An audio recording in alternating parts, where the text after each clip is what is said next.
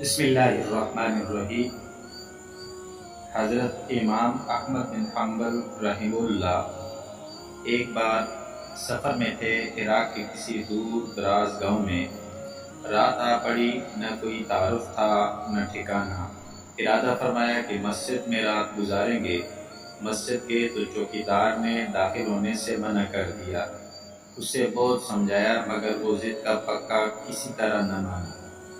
امام صاحب رحمہ اللہ نے فرمایا کہ میں پھر اسی جگہ سو جاتا ہوں، مسجد کے باہر فرش پر، اسی پر لیٹ کے، مگر چوکیدار نے وہاں بھی سونے نہ دیا۔ ایک نان بھائی نے یہ منظر دیکھا تو امام صاحب رحمۃ اللہ علیہ سے گزارش کر کے ان کو اپنے گھر رات گزارنے کے لیے لے گیا اور آپ کا بہت اکرام کیا۔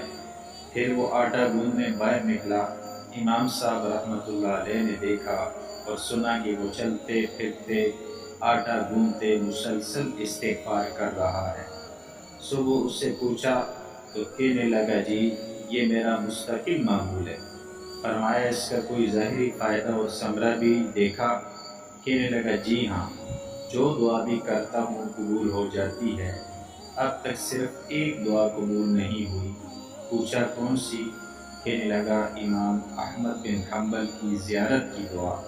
فرمایا میں احمد بن حنبل ہوں، تمہاری یہ دعا بھی قبول ہوئی اور مجھے گھسیٹ کر تمہارے پاس لایا گیا۔ اس سے معلوم ہوا استغفار کے بڑے فائدے اور برکات ہیں، اس لیے ہمیں کثرت کے ساتھ استغفار کرنی چاہیے۔ اللہ تعالی ہم سب کو توفیق عطا فرمائے۔